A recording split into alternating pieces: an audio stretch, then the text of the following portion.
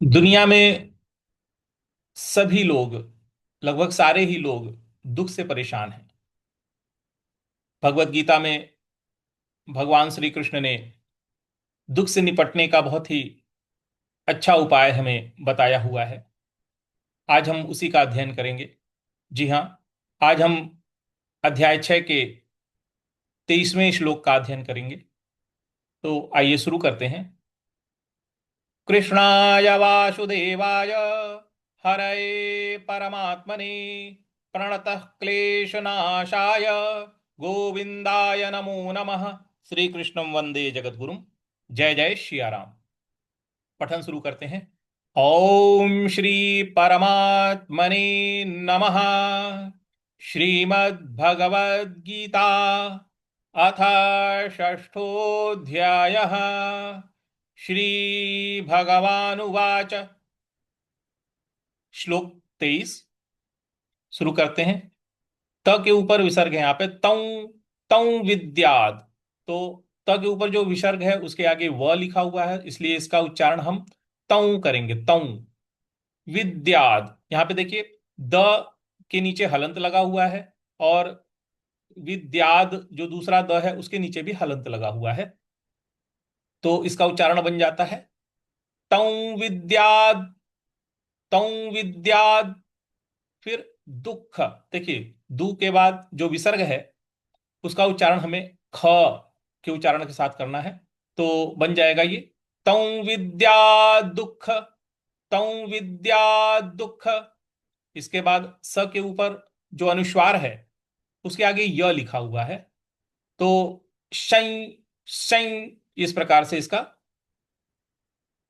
अनुस्वार का हम उच्चारण करेंगे।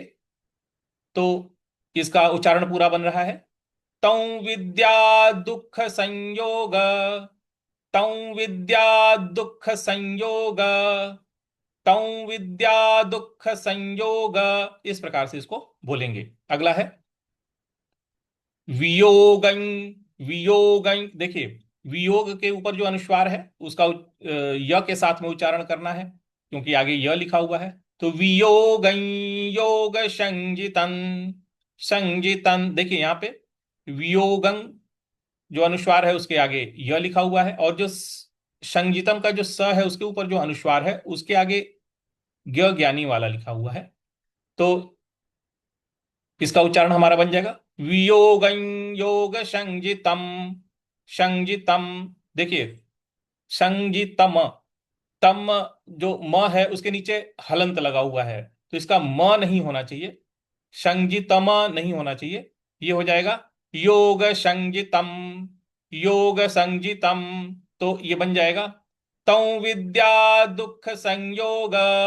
यो वियोगं योग संजितम। इस प्रकार से इसको हम पढ़ेंगे। अगला पद है स निश्चयेन योक्तव्यो। अब यहां पे देखिए, स निश्चयेन।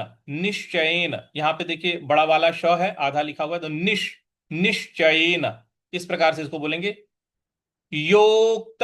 योक्त। यहाँ पे जो आधा क है उस पे हम हल्का सा बल लगाएंगे, आघात देंगे। योक्त। उसके बाद तव्यो। तो यहाँ पे जो आधा व है उस पे भी हम बल लगाएंगे। तो योक्तव्यो। योक्तव्यो। तो ये हो जाएगा स निश्चयेन योक्तव्यो। स निश्चयेन योक्तव्यो। अगला पद है योगो निर योगो निर्विण्ण चेतसा। योगो। योगो के बाद में एस लिखा हुआ है, तो योगो में गो जो है उसको, ओ की मात्रा को हम दीर्घ खींचेंगे। तो योगो। योगो निर्विण। निर्विण। निर्विण चेतसा। योगो निर्विण। देखिए यहाँ पे जो अण है, अण के आगे एक अण जैसा ही बना हुआ है, तो इसको हम निर्विण इस प्रकार से पढ़ेंगे। निर्विण चेतसा। निर्विण चेतसा इस प्रकार से पढ़ेंगे। तो ये हो जाएगा योगो निर्विण चेतसा। तो पूरा श्लोक हो जाएगा आपका तौ विद्या दुख संयोग वियोगं योग संजितम। स निश्चयेन योक्तव्यो योगो निर्विण चेतसा। इस प्रकार से पूरा पठन करते हैं। ओम श्री परमात्मने नमः। श्रीमद्भगवद्गीता अथ षष्ठोऽध्यायः। श्रीभगवानुवाच तं विद्याद्दुःख संयोग वियोगं योगसंज्ञितम् स निश्चयेन योक्तव्यो योगो निर्विणचेतसा। इस प्रकार से इसको हमें पढ़ना है। तो आइए सभी लोग एक साथ इसका उच्चारण करते हैं। शुरू करते हैं। ओम श्री परमात्मने नमः। श्रीमद्भगवद्गीता अथ षष्ठोऽध्यायः। श्रीभगवानुवाच तं विद्याद्दुःखसंयोग वियोगं योगसंज्ञितम् स निश्चयेन योक्तव्यो योगो निर्विणचेतसा। इस प्रकार से इसका हम उच्चारण करेंगे। अब शब्दार्थ की तरफ आते हैं। श्री भगवान उवाच, श्री भगवान बोले, तम, तम का अर्थ होता है उसी को। विद्यात, विद्यात का अर्थ है जानना चाहिए।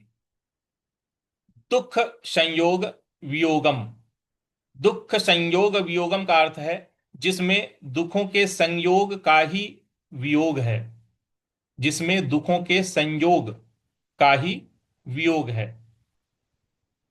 यानी दुख से बचना। योग संजितम का अर्थ है योग नाम से। योग देखिए संज्ञा से है ये, संगीतम, योग संगीतम। तो योग जो है संज्ञा दी गई है किसको? दुख के संयोग से वियोग को। सह, सह का अर्थ है वह। निश्चयेन, निश्चयेन का अर्थ है निश्चय पूर्वक। योक्तव्य, योक्तव्य का अर्थ है करना चाहिए। योगः का अर्थ है ध्यान योग का अभ्यास। योग मतलब योग होता है, तो कौन सा योग? ध्यान योग, ध्यान योग का अभ्यास। अनिर्विण चेतसा, अनिर्विण चेतसा का मतलब हो गया बिना किसी उकताहट के, बिना किसी जल्दीबाजी के, बिना परेशान हुए, एकदम स्थिर। तो यहां पूरा अर्थ क्या बन रहा है? श्री भगवान बोले, जो दुख रूप संसार के संयोग से रहित है, जिसका नाम योग है, उसको जानना चाहिए। वह योग न उकताए हुए, अर्थात धैर्य और उत्साह युक्त चित्त से निश्चय पूर्वक करना कर्तव्य है। दुख से हमें कैसे बचना है? यदि हम योग में स्थित हो जाते हैं तो दुख हमें छू भी नहीं सकता है। भगवान हमें कितने अच्छे तरीके से समझा रहे हैं। इस श्लोक में भगवान योग को समझा रहे हैं कि योग क्या है।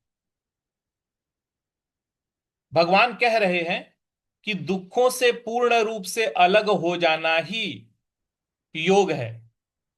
इस योग को प्राप्त करने के लिए साधक को दृढ़ निश्चय के साथ और निराशा से मुक्त मन के साथ, निराश नहीं होना है और अंदर मन में दृढ़ निश्चय रखना है, के साथ ध्यान का अभ्यास करना चाहिए। और वह भी निरंतर, बिना किसी रुकावट के। क्योंकि योग और ध्यान का मार्ग तभी सफल होता है जब व्यक्ति निरंतर अभ्यास और धैर्य अपने भीतर में बनाए रखता है।